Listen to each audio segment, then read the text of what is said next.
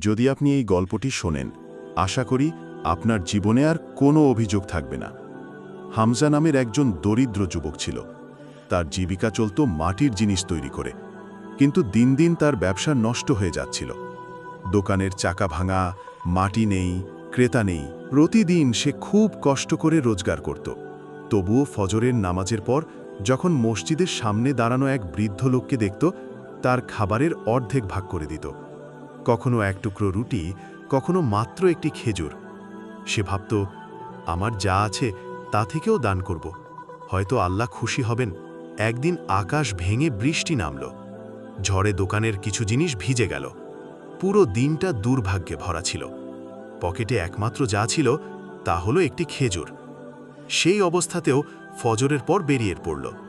গিয়ে দেখে সেই বৃদ্ধ আগের মতোই দাঁড়িয়ে আছে।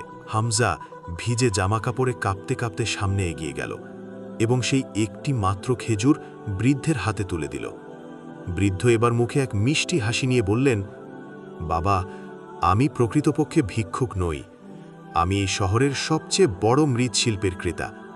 আমি ৩ বছর ধরে তোমার সততা, ধৈর্য এবং দয়ার ব্যবহার দেখে আসছি। আমার কাছে এখন বড় অর্ডার আছে, কিন্তু বিশ্বস্ত মৃৎশিল্পী নেই। তুমি কি সেই কাজ নিতে প্রস্তুত? হামজা স্তব্ধ হয়ে গেল। যে মানুষটাকে সে ভিক্ষুক ভেবেছিল, তিনি ছিলেন আল্লাহর পক্ষ থেকে পাঠানো এক পরীক্ষা এবং রহমত। এর পরের কাহিনী ইতিহাস। কয়েক মাসের মধ্যে হামজার ছোট দোকান একটি বড় কারখানায় রূপ নেয়। তার তৈরি মাটির সামগ্রী দেশের বাইরে রপ্তানি হতে শুরু করে। মানুষ অবাক হয়ে দেখে একটি খেজুরের সদকা কিভাবে এক যুবকের জীবন বদলে দিল। আজও হামজার দোকানের সামনে একটি বোর্ড ঝুলে আছে,